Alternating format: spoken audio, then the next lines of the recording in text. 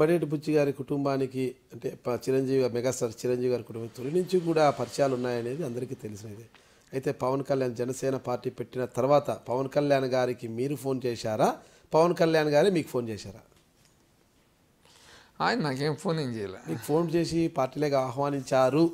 మీరైతే మనము పార్టీ పెట్టినా గెలవలేము, ఇప్పుడు పరిస్థితి బాగోలేదు, నేను ఇందులోనే కొనసాగుతాను అని కూడా మీరు పవన్ కళ్యాణ్ గారికి చెప్పినట్టు ఆయన స్వయంగా నన్ను ఆహ్వానించడం. ఆయన దగ్గర ఉన్న కొంతమంది స్నేహితులు అడిగితే మటుకు నేను చెప్పాను ఏంటంటే ఇంకో టర్మ్ కూడా అయితే బాగుంటుంది, ఇది రైట్ టైం కాదేమో అని నేను అనుకుంటున్నాను. ఎందుకంటే మీరు అన్నట్టుగా ఒకసారి జాతి ఒకసారి నష్టపోయింది, ఇప్పుడు ఆవేశంతో కాదు ఆలోచన చేసి ఇంకో టర్మ్ అయిన తర్వాత వస్తే బాగుంటుందేమో అనేది నా ఆలోచన. ఈ టర్మ్ కరెక్ట్గా మిడిల్ ఆఫ్ ది ఇదిలో రాజధాని కానీ ఇవన్నీ కూడా ఉంటాయి. పవన్ కళ్యాణ్ గారు మీకు బడేటి బుజ్జి గారికి ఫోన్ చేసి పార్టీలోకి ఆహ్వానించారు. పవన్ కళ్యాణ్ గారు చేశారా, వాళ్ళ అనుచరులు చేశారా అని పడితే పార్టీ ఆఫీస్ నుంచి అయితే మీకు ఫోన్ వచ్చిందా లేదా? ఇంకా పవన్ కళ్యాణ్ గారు ఇంకా పార్టీయే పెట్టలేదు.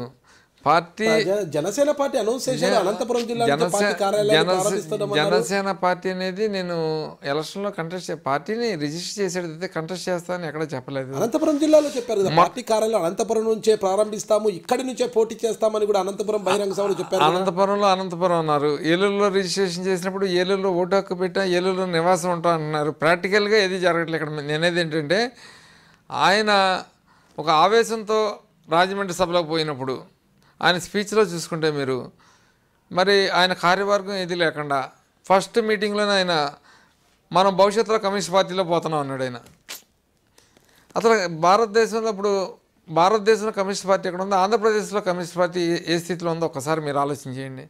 అంటే ఒక టీం అనేది లేకుండా అసలు నేను అదే అన్నా, చిరంజీవి గారు ఏ రకంగా అయితే ఆ రోజు మేనిఫెస్టో పెట్టలేదు, కార్యవర్గం ఏర్పడిన తర్వాత మేనిఫెస్టో పెట్టుకుని సమస్యలకి ఏ రకంగా పరిష్కారం చేయడానికి నాయకత్వం కావాలి తప్పితే మనకి సీటు కావాలని పోరాటం చేస్తే మటుకు సీటు ఎవరికి ఏ రోజున వెళ్ళదు. సీటు కావాలంటే పేదవాళ్ళ సమస్యలు తెలియాలి. ఈరోజు ఒక సమస్య నీకు తెలిసింది, కిడ్నీల సమస్య. అనేక రకాల సమస్యలకి రేపు పొద్దున అన్నిటికీ సమాధానం చెప్పాలి. సమస్యకి పరిష్కారం ఎవరు తీసుకొచ్చినా కూడా పనిచేయవలసినటువంటి ఆవశ్యకత ప్రభుత్వం మీద ఉంది. అంతేగాని పవన్ కళ్యాణ్ గారు తీసుకొచ్చారు నేను చేయను, లేకపోతే ఇంకోళ్ళు తీసుకొచ్చారు, లేదా ప్రతిపక్షాన్ని కూడా మీరు చూసుకుంటే గౌరవ ముఖ్యమంత్రి గారు మరి ప్రతిపక్ష నాయకుడు పుట్టినరోజు నాడు ఆయన టేబుల్ దగ్గరికి వెళ్ళి గ్రీటింగ్స్ చెప్పాడు. ఆయన చూస్తే ఆయన లాంగ్వేజ్ చూస్తే మీకు తెలుస్తుంది. ఆయన కేవలం ప్రతిపక్ష నాయకుడు ఫెయిల్ అవుతానికి కారణం ఆయన పతనం ఆయన చేసుకున్నాడు అంతే. ఆయన యొక్క ఇదే మంచి పర్వతంలాగా అలా కరిగిపోయింది. రాజశేఖర రెడ్డి ఫేమ్ పెట్టుకుని ఆయన వచ్చాడు, మంచి దెమ్మలాగా మొత్తం ఆయన పర్సనాలిటీ కరిగిపోయింది. మీరు స్ట్రైట్గా సమాధానం చెప్పలేదు మాకు. పవన్ కళ్యాణ్ గారి కార్యాలయం నుంచి మీకు ఫోన్ వచ్చిందా లేదా? పవన్ కళ్యాణ్ గారి కార్యాలయం నుంచి పవన్ కళ్యాణ్ గారి చుట్టుపక్కల ఉన్నటువంటి వాళ్ళందరూ కూడా నా స్నేహితులు ఉన్నటువంటి మాట వాస్తవం.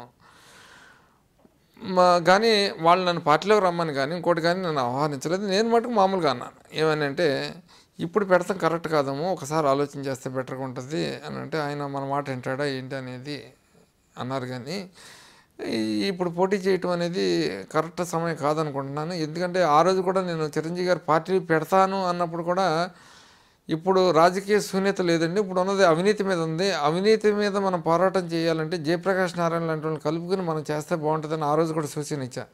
మీరు ఎందాక అన్నారు ఎథిక్స్. నా ఎథిక్స్ ఎలా ఉంటాయంటే, ఒక పార్టీ మీద గెలిచిన తెలుగుదేశం పార్టీ మీద గెలిచిన నేను చిరంజీవి గారు పార్టీ పెట్టడంతో 2.5 సంవత్సరాల టైం ఉన్నా కూడా నేను చేస్తున్నటువంటి పదవికి రాజీనామా చేసి వేరే పార్టీకి పోయని చెప్తే పదవిని అడ్డు పెట్టుకుని మట్టుకు నేను పోలేదు. అది మనిషికి ఎథిక్స్ ఉండాలి. ఇప్పుడు మీరు అన్నారు కొంతమంది ఆ పార్టీ నుంచి ఈ పార్టీ వస్తే వచ్చేటప్పుడే రాజీనామా చేయాలనేది ఎవరికి స్టైల్ వాళ్ళకు ఉంటుంది. ఇప్పుడు పెట్టడం కరెక్ట్ కాదు అంటున్నా మీరు, భవిష్యత్తులో జనసేన పార్టీ వైపు వెళ్ళే అవకాశం ఉందంటారా? నేను ఇందాక చాలా స్పష్టంగా చెప్పాను కదా, చంద్రబాబు నాయుడు గారి మీద ఒక నమ్మకం ఇది వచ్చిన తర్వాత నిజంగా ఈ పార్టీ ప్రజలకు ఏం చేయదు, ఏ రకమైన పనులు చేయదు, పూర్తిగా నష్టాలు జరుగుతున్నాయి దీనివల్ల అని ప్రజాభిప్రాయం వేరే రకంగా ఉన్నప్పుడు అనేక రకాలుగా లీడర్స్ మారుతూ ఉంటారు, దాంట్లో తప్పేం లేదు. కానీ ప్రస్తుతం నాకు తెలిసి బ్రహ్మాండమైన ప్రయారిటీ చంద్రబాబు నాయుడు గారు సమస్య వచ్చినప్పుడు ఇస్తున్నాడు. ఏలూరు 5 నగరాల్లో నాకు స్మార్ట్ టౌన్షిప్కి ఇచ్చాడు. అంతకైనా నాకు మంత్రి పదవి ఇస్తావా, స్మార్ట్ టౌన్షిప్ ఇస్తావు అంటే నేను కోరుకునేది స్మార్ట్ టౌన్షిప్పే.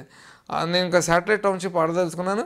అది ఇస్తే నాకు మంత్రి పదవిగానే ఎక్కువ. నేను నిజంగా నీకు మంత్రి ఇస్తాను, నీకు ఇది ఇవ్వనన్నా కూడా నాకు అదే కావాలనంట. నా మెంటాలిటీ అటువంటిది. ఆ విషయంలో నేను విజయం సాధించాను అనుకుంటా. ఆయన శాటిలైట్ టౌన్షిప్ ఇస్తే నా జీవితంలో నేను ఇంకో పార్టీ ఇంకా చూసేది లేదు. ఆ ఒక పని పూర్తి చేసుకుని ఏలూరు నగరాన్ని ఇతర నియోజకవర్గాల్లో ఒక ఆదర్శ నగరం కింద జిల్లా హెడ్ క్వార్టర్ని తీర్చిదిద్దే బాధ్యత తీసుకుని బ్రహ్మాండంగా పలానా టైంలో పలానా ఎమ్మెల్యే ఈ రకంగా చేశాడు అనే పేరు తెచ్చుకునే అవకాశం ఈ పార్టీ ద్వారా వస్తుందని భావిస్తున్నాను. 2019 ఎన్నికల్లో తిరిగి బడేటి బుజ్జి గారికి టికెట్ వస్తుందని ఆశిస్తున్నారా? అది టికెట్ వస్తుందా లేదనేది రాని పక్షంలో మీ స్టెప్ ఏమిటి? అసలు అదే అన్నా కదా, రాపోయినా అసలు వచ్చిన రాపోయినా కూడా ముఖ్యమంత్రి గారు చంద్రబాబు నాయుడు గారు ఏది చెప్తే అదే. నాకు తెలిసి నేను 2-3 సార్లు కార్యకర్తల అభిష్టం మేరకు జనసేన వైపు నడుస్తారా లేదా? నడిచే ప్రసక్తే లేదు దాంట్లో. కాపు సామాజిక వర్గానికి చెందిన మీరు కాపు వల్ల పార్టీలోకి ఎందుకు వెళ్ళరు? నా నియోజకవర్గం సంబంధించినటువంటి కాపులంతా కూడా నా వెనకాల ఉండి తీరవలసిందే అని చెప్పి, ఎందుకంటే నేను వాళ్ళందరికీ వ్యక్తిగతమైన పనులు చేసి పెట్టాను, పార్టీ పరంగా కూడా అనేక లబ్ధికరమైన పనులు చేసి పెట్టాను. ఈ కాపు రుణాలు వచ్చినప్పుడు కానీ వీటిలో కానీ చాలా స్పష్టంగా చేశా.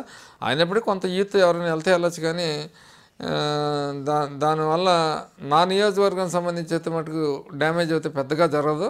ఎందుకంటే ప్రజారాజ్యం పార్టీలో నేను నిలబడినప్పుడు ఇంతకైనా ఎక్కువ ఫ్లోటింగ్ చిరంజీవి గారు వచ్చినప్పుడు రోడ్డు పట్టనటువంటి జనం, అసలు ఎవరో కూడా ఒక నాయకుడు వస్తుంటే ఇంతకుముందు పొట్లాలు తీసుకొచ్చి సీసాలు తీసుకొచ్చి డబ్బులు ఇచ్చి తెచ్చుకునేటువంటి రోజుల్లో ఒక నాయకుడు వస్తుంటే వెనకాల ఎవరో పిల్లక్కడ వస్తున్నాడనే టైం ఏ టైంకి వచ్చినా కూడా ఆ టైంకి నిలబడినటువంటి చరిత్ర చిరంజీవి గారు వచ్చినప్పుడు చూసాం.